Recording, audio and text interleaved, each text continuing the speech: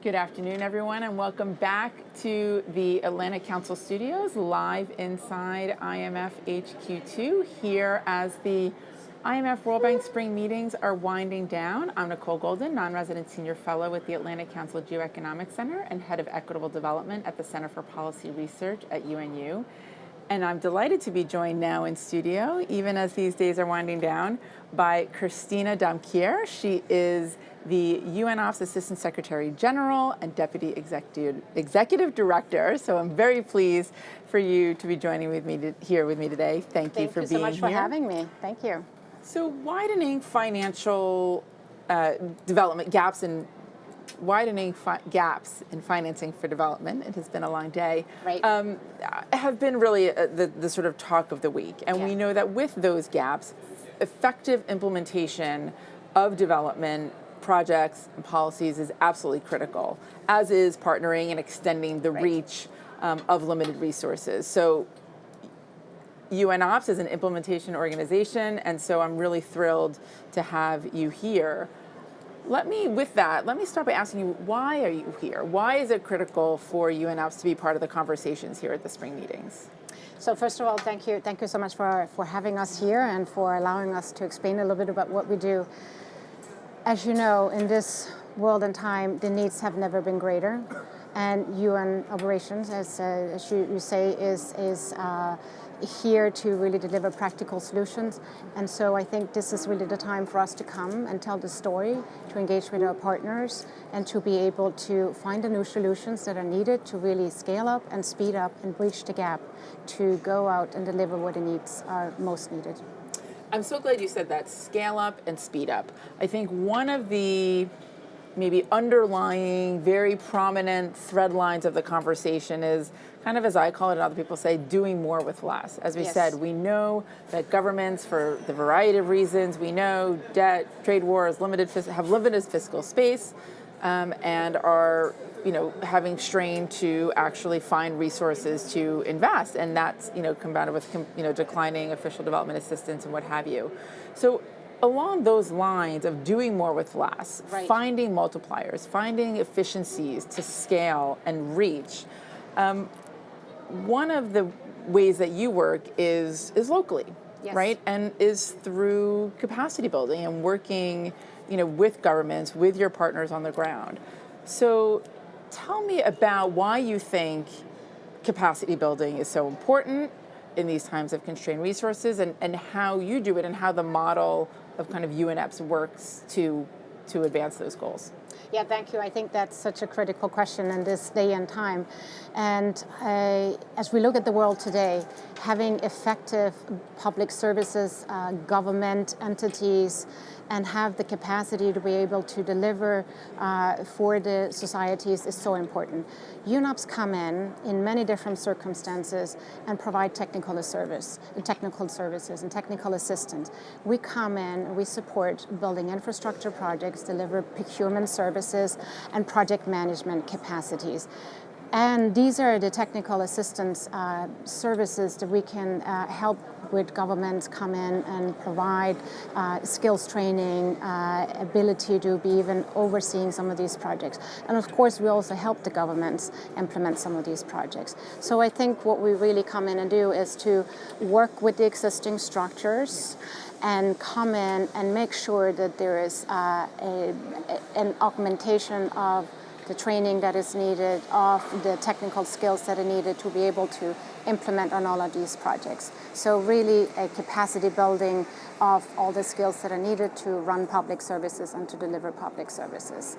That are some of the things that we deliver. Yes. Yeah, and I'm really glad you said that, because it is so critical to work within existing structures, right? To have these services be owned by the people that best need to know what the needs are on the ground and how to deliver for them. Another thing that you just mentioned is skills, and that makes me think about jobs. Yes. And you talked about procurement, and I know the work you do through your supply chains. Jobs is the official theme, or has been. Now that we're starting to wrap up, the official theme of this week. Yeah. So, you've been here. How do you situate jobs in your work. How has that, informed maybe some of the conversations that you've been having this week, given that it is the official theme, if you will? Yeah, no, jobs, absolutely critical. It's critical for us, it's critical for our partners. And maybe let me share a few things on how we can play quite a pivotal role in supporting and generating jobs. So as you know, we deliver infrastructure and procurement services through and development projects, and through these projects by themselves, we actually generate employment opportunities. And just last year, in 2024, our projects generated 13.6 million days of paid work for local people. So this is just a testament to how much local employment we actually generating. So that's just one aspect of what we do. The second aspect, and you touched upon it, is procurement. And we have a tremendous capacity in going in and helping on the procurement. We talked about capacity building before, supporting governments on the procurement, but also making sure that whatever we do in the procurement space, we are trying to support local procurement as much as possible. And we delivered, again, in 2024, 1.7 billion in procurement on behalf of our partners. 50% of that was actually delivered in fragile settings. And of those numbers, 46% of the procurement, the resource, were actually from beneficiary countries. So this just shows how strong we are in being able to localize the procurement and to be able to bring the communities on board. And this is something that is, again, job creating, supporting industrial development in the individual countries. And so I think this is one of the tools that we really bring to bear. We like to talk about additionality in our projects. This is the additional benefit that we bring to some of these projects. So quite proud of what our team can deliver on those aspects. So that's just a small example. I can give you a specific example in Ukraine, actually. Just last year as well, we had a contract for procurement of 65 million, and over 60% of over 90% of that was actually secured locally. Again, another example of how strong we are in being able to generate jobs locally. It's really important because one of the related other big topics this week to jobs, but again, to debt and everything else, is this domestic resource mobilization. Right. So when you're saying you're delivering this 90% in the Ukraine example, that's critical. That's creating jobs, which is ultimately creating revenue in the system, in the country. And so it's really kind of a critical kind of macro piece to kind of what you're doing, even though it may not even be the initial focus, right? Exactly, and another example would be we have what we call the LIFT program in Myanmar. They have been instrumental in driving microfinance in Myanmar as well. You know how important it is to have funding, credit available for smallholders, for livelihood, to go out and generate local businesses as well. So I think that's another example where through our programs, we provide an enabling environment to go out and have societies, have local communities really be able to drive their own employment and to drive their own job creation and businesses. That's so important for development. You mentioned Ukraine, Myanmar, just the two of the examples. Yeah. And you mentioned this a little earlier, but I mean, these are both examples of fragile, conflict-affected settings, which, as we know, again, bear the brunt of a lot of some of these complex challenges and compounding issues that we're seeing. And, UNOPS is one of those organizations that is able to work so effectively in these settings, and it's a big piece of what you do. I know it relates even to the 50%, work. 50% of the work you're doing is in FCV settings. Yes, correct. So, I mean, what are some of the key sort of lessons, when you think about your work in the FCV settings versus other, maybe less fragile, if you will, settings that really need to kind of be kept on the top of people's minds when they're trying to understand how to be effective. As we said, how to be effective, how to scale in these environments in particular. Super question. We'd actually been discussing it with a number of the partners we'd had because this is a typical question. So we work in over 30 countries and territories. So we really have boots on the ground. We have amazing teams on the ground that understand the local challenges and that know how to navigate the circumstances. We combine that with best practice international expertise.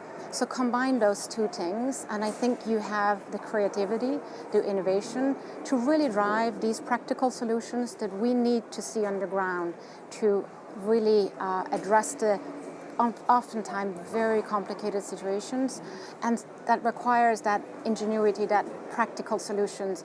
And so I think it's the combination of the boots on the ground, the international expertise, and of course, our colleagues. We could not do it without having colleagues that are resilient, that are wanting to deliver on the ground. And I could not be more proud of our teams because they're the ones at the front line that are delivering and that are finding the solutions, right? They're constantly searching for, here's the right thing that we need to. So the combination of the talent that we bring to bear, the expertise that we bring to bear, and then, of course, the presence that we have. I think these are some of the unique circumstances that we can bring to bear, and I think that's so valued by our partners in driving the solutions. It's such great points, and to me, a lot of those elements, the presence, the long-standing relationships Yes. in the communities, the team that you have, that you assemble, also come together to create trust. Yes. And I feel like in these environments in particular, whether that's between the government and the foreign bodies, whether that's between the civil society and their governments, but creating that trust, it becomes so critical in these environments. And to me, that's what I hear kind of is part of, or the sum of all of these different elements that you kind of put in. Oh, absolutely. And I think that's what we instill also in the relationship with our partners. We are highly transparent. We like our partners to come see the project. We want to engage with them on how we find the best solutions. It goes back to the capacity building as well. Capacity building is building trust into the institutions, and so that the local institution can have the trust of the society of bringing the public services in. And so again, we are an enabler of the trust. And you see that time and time again. That's the role that we play in the Middle East, in Myanmar, to mention that, in some of these fragile settings, because that's the one of the ingredients to be able to execute. Absolutely. So you talked about trust, as you said, between your partners. I know, for example, that UNOPS is one of the leading, if not the leading implementer, for example, of IDA, World Bank IDA funds. We talked a little bit about kind of why it's important for you to be here this week. I'm curious, as the meetings are winding down and you've been here reflecting and talking with partners, both, from the multilateral space at the World Bank and elsewhere, I presume. And we, see that, private capital and the private sector has been a big, piece of the conversation this week. So as you reflect, how do you think about sort of, UNOPS, but really as a UN, agency more broadly? You've been in other institutions in your storied career, I may say, if I may say, in the international financial institutions.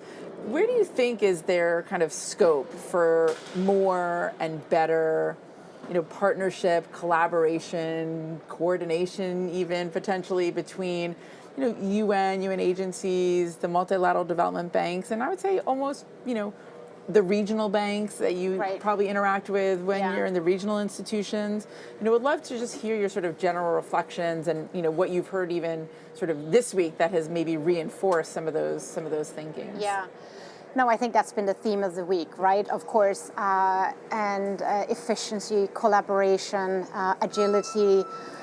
These are themes, words that keep coming up. These are words that match very well with UNOPS as well.